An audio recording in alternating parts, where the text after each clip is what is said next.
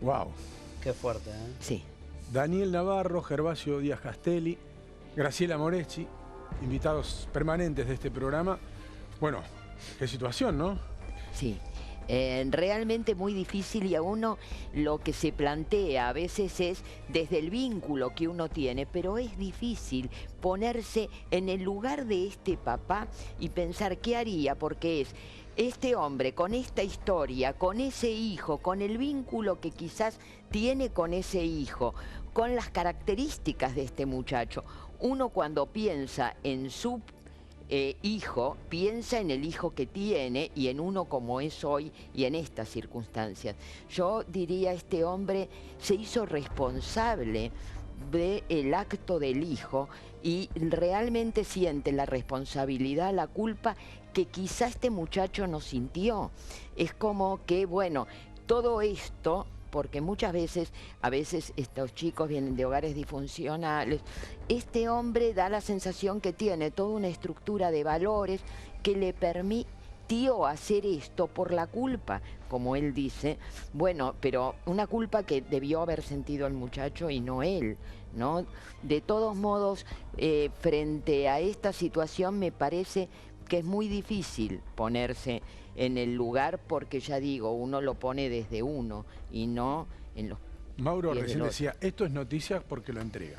Claro, me parece que... Lo excepcional es que lo entregó. No sé si lo excepcional, pero digo, hace poco cubrí un caso en Florencio Varela de un padre que, cansado que su hijo cometiera asaltos y pasado de Paco, dice, bueno, lo entrego para protegerlo. Esa es una opción que hemos contado varias veces, lo entrego para protegerlo. Acá el padre dice en la nota, y es una frase tremenda, dice, ya sé, a ver, no estoy midiendo lo que le pueda llegar a pasar, porque es la forma de pasar esa barrera. El tipo dice, yo sé que se va a comer una perpetua, si es el autor, o 25 años. Pero es donde tiene que estar. Pero dice, ¿sabés qué me impresiona de la nota? Lo decíamos fuera de cámara con Melina. Lo que más le pega al padre es que tiene su hija Camila, podría haber sido Nicole. Sí. Tiene 20 años, Nicole. Perdón, Camila, la hermana de Lucas Ariel Ascona, tiene 20 años. Eso le pega mucho al padre. Yo creo que sí, que hay un proceso de identificación que en algún punto se le juega en la cabeza a este hombre, que hace que también, de alguna manera u otra, al denunciarlo, está pidiendo ayuda y está exponiendo una historia y está diciendo, yo con este hijo así no puedo. No me puedo hacer cargo de lo que hizo y no me puedo hacer cargo de él. Total. Acá me parece que hay una cosa importante para decir. En principio, que es tan difícil decir una verdad como ocultarla. O sea, sostener, digamos, no decir una cosa así para esta persona iba a tener un costo muy alto, evidentemente mayor que decirlo. Ahora bien, yo considero, cuando yo escuché esta situación esta mañana, justo me llamaron de una radio, yo dije, bueno, la ley paterna funcionó. En este caso. Claro, en su momento evidentemente este es un padre que no pudo instalarle la función, ciertas funciones asociadas a la ley. A ver, la ley en los seres humanos entra vía paterna. La ley, lo que está bien, lo que está mal, los consensos Paterna, hablas sociales. de la figura del papá. Sí, la figura del padre. No entra vía materna. No, entra vía paterna. Es un poco el padre el que representa y nos da un poco ese combo de lo que está bien, de lo que está mal, lo que son los consensos sociales. A ver, las leyes Pero acá estamos frente a un personaje de un perfil muy especial. Bueno, en principio lo que veo es que en este momento hay una intervención de la figura del padre instalando en ese hijo lo que está bien y lo que está mal, pero evidentemente esa función no se la pudo instalar de chiquitito al nene. Porque una persona, este tipo de personajes, estos depredadores, son personas que no tienen incorporada la ley. Claro. Son seres preculturales, si querés pensarlo en algún punto. Depredador, lo definiste como un depredador. Bueno, en el caso que sea así, yo creo que estaría en la línea de los depredadores, que realmente operan bajo móviles inconscientes, por ejemplo, vía mecanismos de proyección. Por ejemplo, esta persona es mi madre que me abandonó, o mi padre que me maltrataba. Entonces, bueno, desde ese lugar... Escúchame, hay un dato que vamos a compartir en un rato, lo vamos anticipando. Esto que vamos a mostrar en un ratito es información que nos dio el propio padre de cómo fue la crianza de Lucas Ariel Ascona, su historia de vida. Y hay una situación que él interpreta como abandónica de la mamá que se quedó viviendo en el Chaco. Después vamos a repasar cuestiones de la vida, hicimos unas placas para contar quién es Lucas Ariel y cuestiones que el padre empezó a asociar. Es impactante, cuando vio el video el papá por primera vez en televisión y pensó que era su hijo, y cuando supo por televisión cómo fue el acecho de la víctima y la mecánica para matarla de 13 puntazos, recordó una historia del Chaco donde vivió Lucas Ariel Ascona, de cómo de chico destripaba sapos y ranas. Él. Un elemento que el propio imputado Responde a un patrón, ¿eh? Muchos asesinos seriales empiezan matando animales. Bueno, lo hemos hablado. Y descuartizando muñecos. El elemento, no lo estoy interpretando. El padre se lo contó ayer a nuestro periodista, compañero Luis Rusconi, que hizo la nota. Tenemos más del padre y enseguida hablamos también con Daniel Navarro. Dale, cómo no. Le dije, mira, no podés estar acá en casa, vas a tener que ir a tu casa. Yo mañana tengo que hablar con tu hermana porque no podemos seguir así.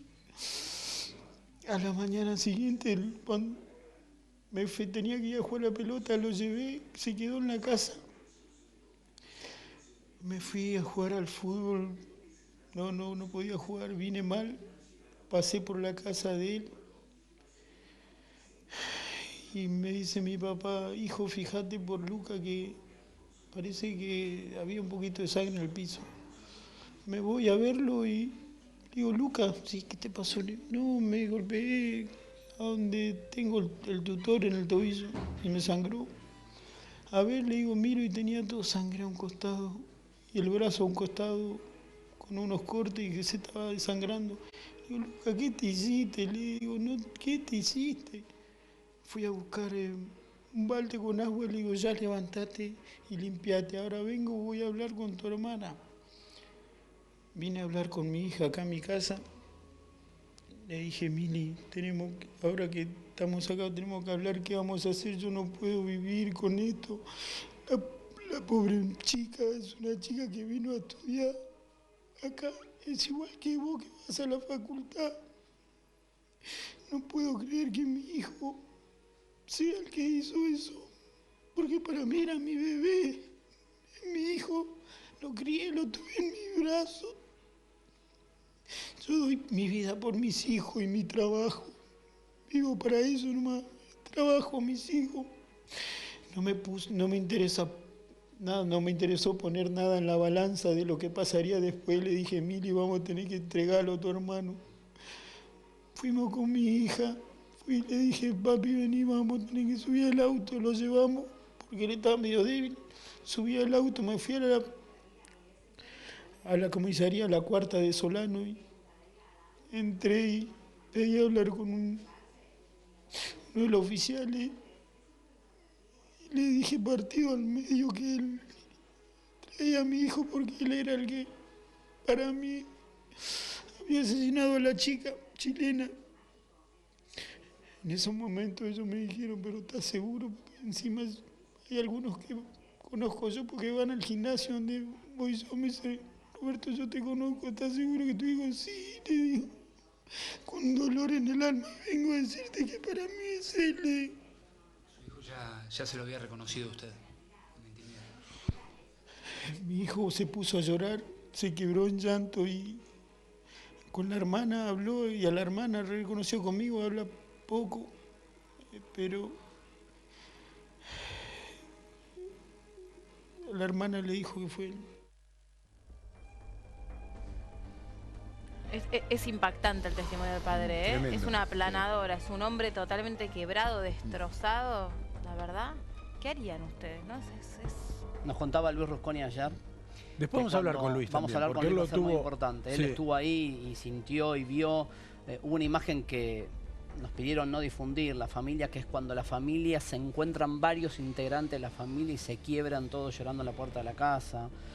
Hay una situación ahí muy fuerte, familiar. Después vamos a repasar también, insisto, la historia de vida de Ariel Lucas Ascona. ¿Sabes lo que es eso? Sí. Porque este caso tuvo una resonancia extraordinaria. ¿Saben lo que es eso?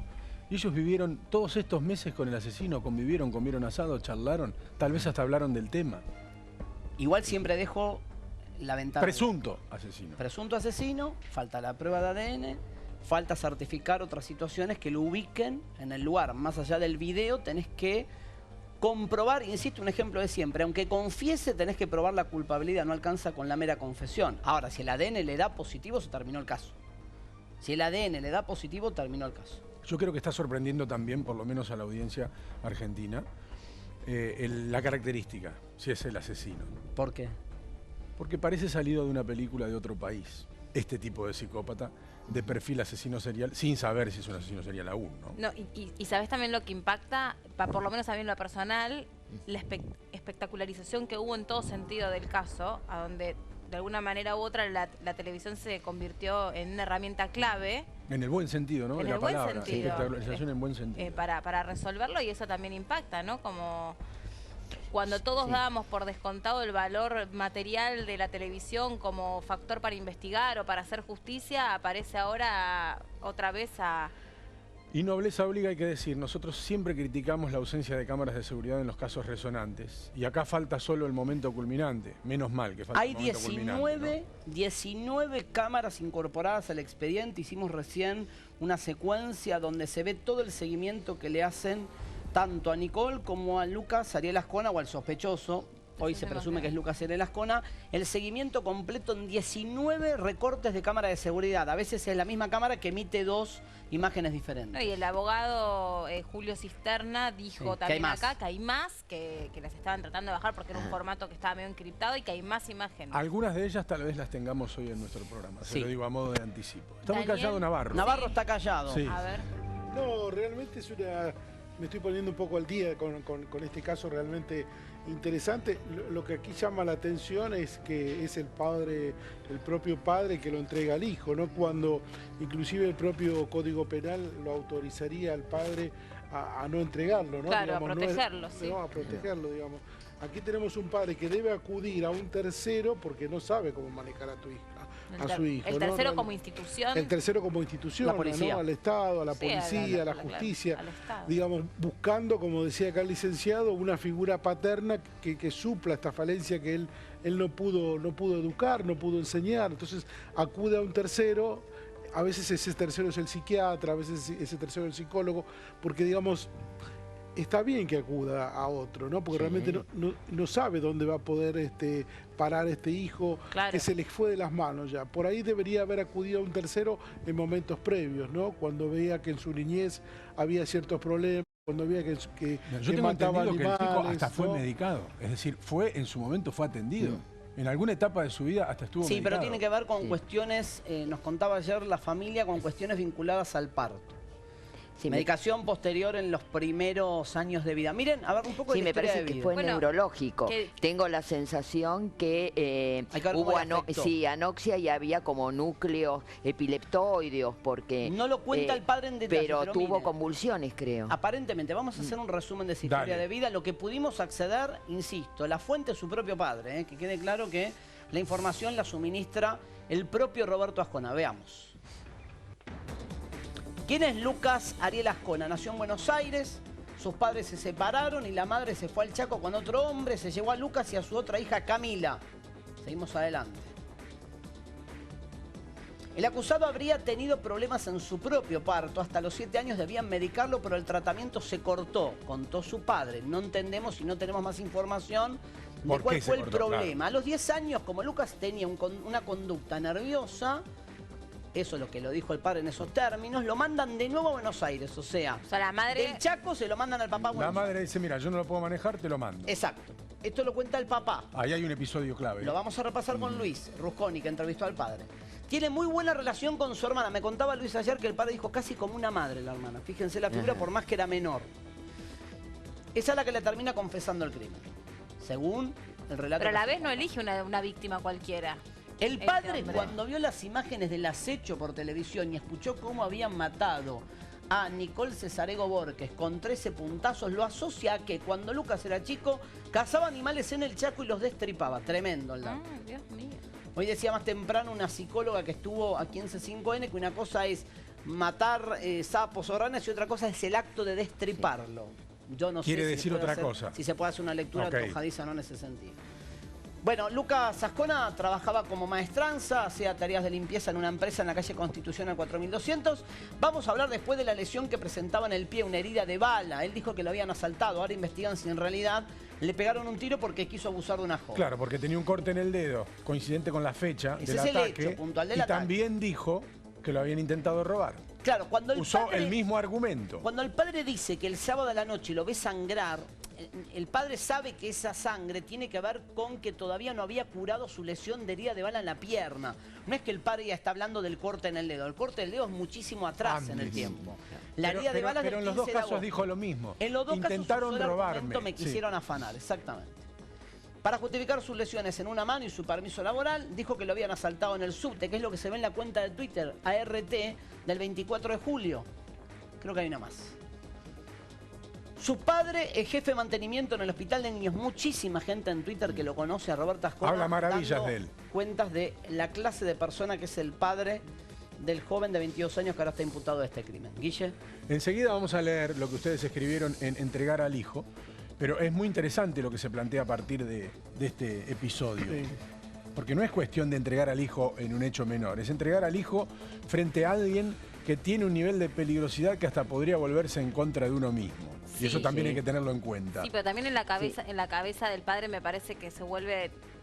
porque también él empieza a dar detalles de lo que fue la crianza de este hijo, o sea que también... Le pesa. Le duele, se está haciendo cargo, se está haciendo responsable. Es que yo creo que está funcionando él como responsable y se siente culpable. Culpable socialmente, culpable porque de pronto hay una pregunta ahí de qué pasó, cómo crié a este hijo. Él en algún momento lo dice. Y bueno, obviamente esto que nosotros llamamos como el super yo, la conciencia moral y demás, se hace cargo al padre, no hijo. Sí, de alguna manera también, completando lo que decís, si yo me siento muy culpable, tengo que imponerme un castigo. Claro. De alguna manera el castigo es cargarme sobre mis espaldas que metí preso a mi hijo. Pero de alguna manera el castigo alivia un poco cierta culpa. Por ejemplo, yo con este padre en un mano a mano no lo desculpabilizaría en principio.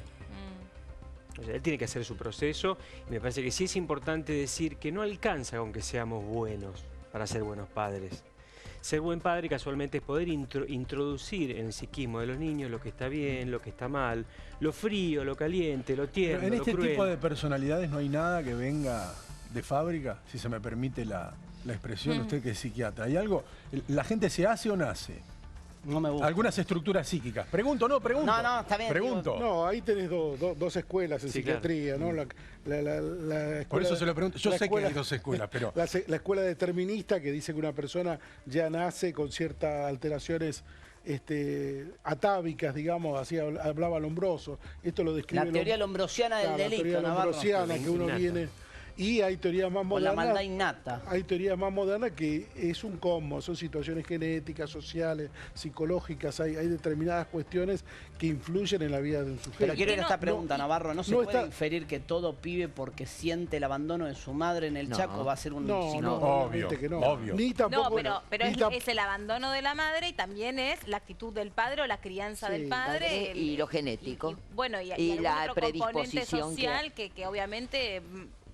operó, entre comillas, en la cabeza de esta persona. Arde Twitter está Diego Poggi con lo que escribe la gente. Así es, tenemos Twitter, como siempre tenemos una etiqueta que es entregar al hijo. Por eso te vamos a leer a vos, multiplicidad de voces, leemos a todos, no seleccionamos, entran al azar, vamos a empezar a leer. Julieta dice, entregar al hijo me parece bien del padre que lo haya entregado, es irónico destruirse una familia para sanar a otra. Solo se pide justicia. Bueno, muchas gracias.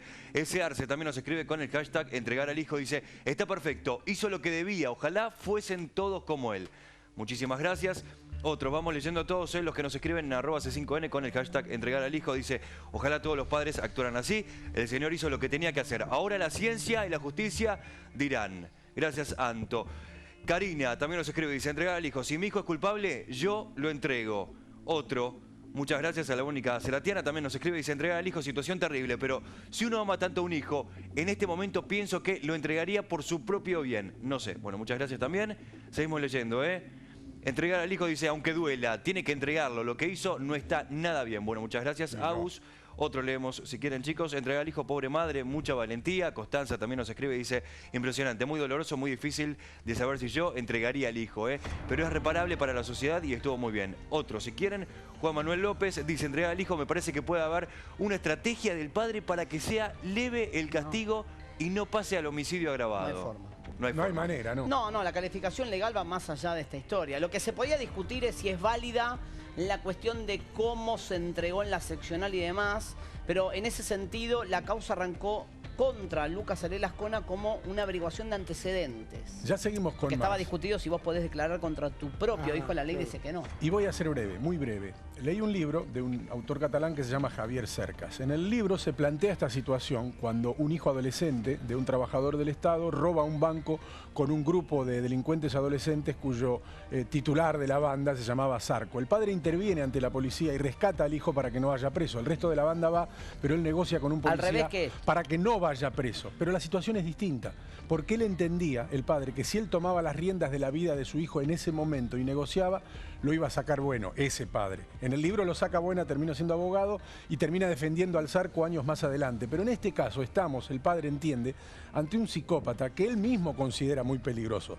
para la sociedad y para sí mismo. Está bien, pero está bueno el debate, porque, a ver, muchos ahora decimos, y a mí también, si me preguntas, ¿qué haces? ¿Lo entregás hoy tranquilo? Todos estamos diciendo sí, lo entrego, pero ¿distinguís el tipo de delito? Es una pregunta que se me ocurre. Para mí sí. Es lo mismo, vos estás planteando esto. Una cosa es si tu hijo va a robar un kiosco y vos sabés que es la primera vez y podés tomar las riendas otra vez y solucionar el problema y evitar el problema de que vaya a una cárcel para que empeore. Y otra cosa es si tu hijo le pegó 14 puñaladas a cualquiera porque sí. Eso es la discusión, porque vos el ejemplo lo contás para distinguir la clase de delito. Por supuesto. Claro. Pero por supuesto. Y sí, porque una cosa, hay cosas que se reparan y hay cosas que no. La muerte de una persona es irreparable. Sin entrar en detalle, porque mucha gente no vio la película Relato Salvaje plantea un escenario de estas características. En un hecho que también tiene que ver con una muerte, en un accidente de tránsito, como un padre, sobre todo una madre y un padre, ante el escenario que va en cana al hijo, tratan de negociar, coimeando un fiscal y arreglando gente. Lo hemos visto fuera de la película también, lo hemos visto acá en la vida real. Pero igual, todavía ahí cabe la sensación del padre de que es un accidente. Cuando matas a una persona de 11 puñaladas, este hombre no por nada asocia con lo que le hacía a los animales. Esta cosa medio sádica, el hombre no lo asocia porque sí. Entonces es como que, bueno, a él también se le cayó la ficha de la gravedad del caso, de lo que significaba, de la patología del hijo, asoció. Entonces, por eso decía, uno cuando piensa en su hijo que tal vez no tiene esta historia, pero este señor pudo conectar todo, con todo el dolor, pero lo conectó. Sí, en algún punto lo que se plantea acá es una encrucijada. Ustedes vieron que las encrucijadas son una cosa muy compleja para pensar en el territorio de lo que está bien, la ética. Yo creo que la encrucijada es entre la fidelidad a la filiación, ¿no?, que en este caso particular representa lo antisocial, no nos olvidemos que psicopatía se traduce también como trastorno antisocial, y la sociedad. Elegir entre fidelidad a la sociedad y a su hijo que representa la antisociedad. Sí. Porque acá hay una cosa importante, particularmente para pensar la cuestión de la psicopatía. Que por qué para mí no tiene solución y no tiene cura, por lo menos de mi punto de vista, que me he tomado el trabajo de investigar bastante. El psicópata no está en la sociedad y una vez que hace una acción así, no tiene que estar tampoco, pero no estuvo antes tampoco. Porque una persona que hace una cosa así es porque no tiene incorporadas las leyes. Pero ¿y busca a través de sus acciones formar parte o llamar la atención o ser resocializado, aunque más no sea a través de la cárcel o a través de una condena? No. ¿Hay algo en su ejercicio? No, lo que podemos sí pensar que se ve, porque acá hay una cosa importante, ¿no? Es cierta tendencia masoquista a buscar un castigo en este tipo de personas. Sí. Porque digo, todo sádico es sádico masoquista. Lo que le hace al perro, de alguna manera, seguramente... Sadomasoquista. Sadomasoquista, perdón.